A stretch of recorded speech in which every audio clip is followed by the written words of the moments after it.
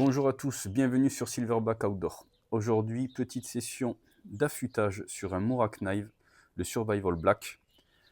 Ce que je voulais voir aujourd'hui avec vous, c'était surtout de démystifier tout ce qui tourne autour de l'affûtage des couteaux, et notamment en appréciant le fait d'avoir des petites réussites à court terme avec des choses simples.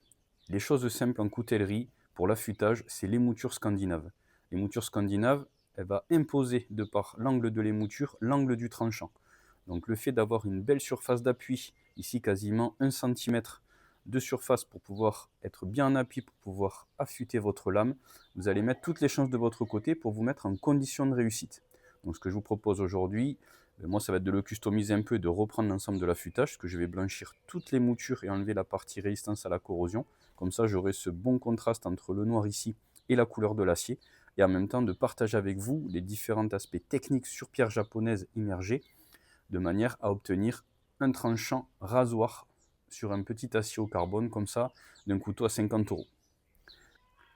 En termes de matériel, bien évidemment, il vous faut le couteau de votre choix. Comme je l'ai dit, mettez toutes les chances de votre côté pour réussir à attaquer avec une émouture scandinave. On va avoir un support pour pierre japonaise ici, qui va me permettre d'avoir une parfaite planéité, puisque je vais être en contact direct avec la pierre, et ici sur ma table, bien calé. Et ensuite, je vais avoir 4 pierres japonaises de la marque Eden, donc en granulométrie 220, en 1000, en 2000 et en 5000.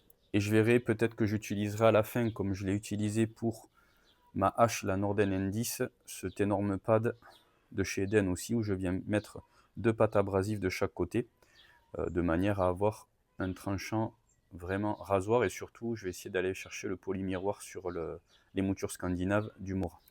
Donc là, on se met sur une face bien plane. Je vais me faire une petite réserve d'eau dans laquelle je pourrais venir tremper un peu mon couteau de temps en temps, ou venir remettre un peu d'eau sur les pierres, selon le besoin, pour toujours qu'il y ait une lubrification à l'interface pierre-lame. Et donc on verra un petit peu comment ça réagit et comment on aura besoin de rehumidifier ou pas les pierres. Allez, c'est parti, on attaque avec la 220. Donc avec les moutures scandinaves, ce qu'il y a d'intéressant, c'est qu'il y a juste à positionner le couteau, incliner, se caler sur les moutures et suivre l'angle de l'émouture. Ça va tout seul, il y a juste à se laisser guider. Il n'y a pas besoin de beaucoup de technique, beaucoup de méthodes. Comme je vous l'ai dit, vous allez avoir vos premiers résultats, vous faire plaisir, et petit à petit, on va monter en compétence pour passer à des couteaux plus complexes, avec des aciers plus complexes. Donc là, volontairement, j'ai pas fait de gestes comme ça sur toute la longueur, de manière à pas compliquer le mouvement et vous donner une méthode plus simple. C'est pas grave si vous le faites en 2 fois. L'idée, c'est d'attaquer une première partie ici, et ici, vous allez avoir la courbure et l'angle en même temps, donc ce qui commence déjà à vous demander un petit peu de technique.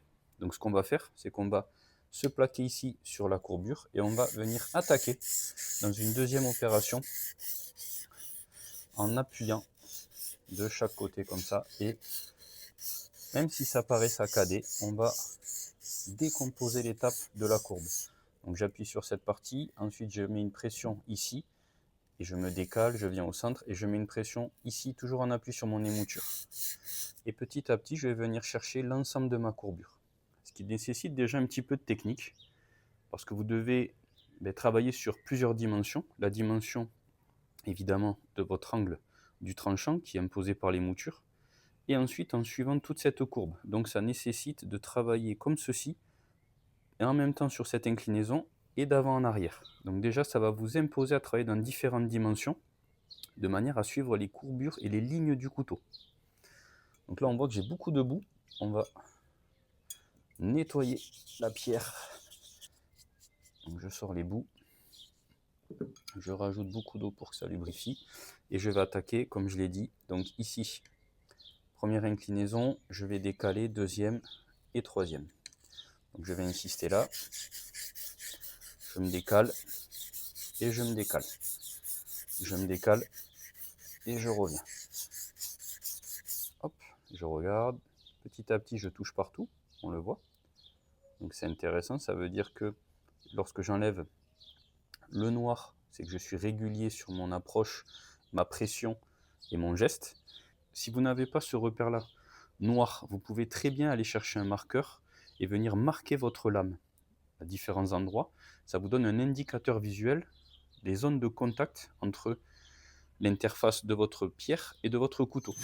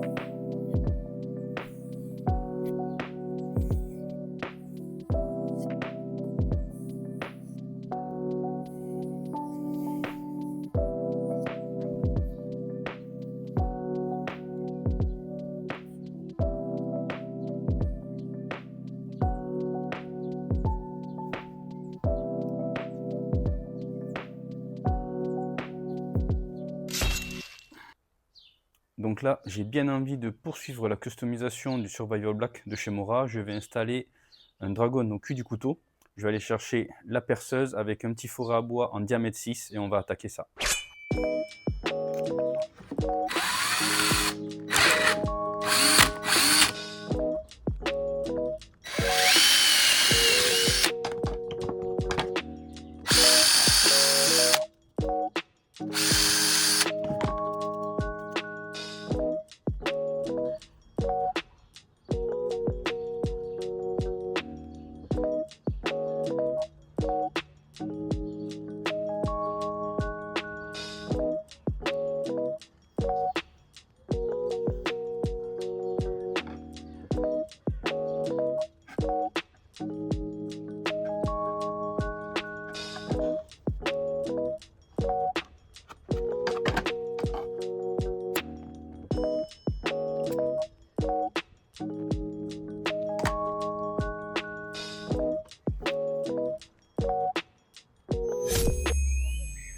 Voilà donc le résultat final. Je suis vraiment très satisfait.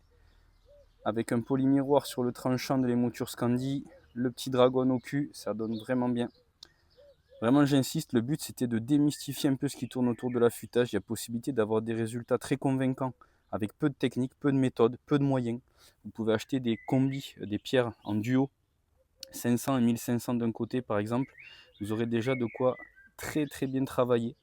Partez sur une émouture scandinave, j'insiste vraiment, mais ça va vraiment imposer l'angle et ça va vous permettre d'avoir vos premières sensations sur les pierres et de travailler la régularité du geste. Et ensuite, vous pourrez partir sur d'autres angles de travail. Donc voilà, j'espère vraiment que ça vous a plu. À très bientôt sur Silverback Outdoor.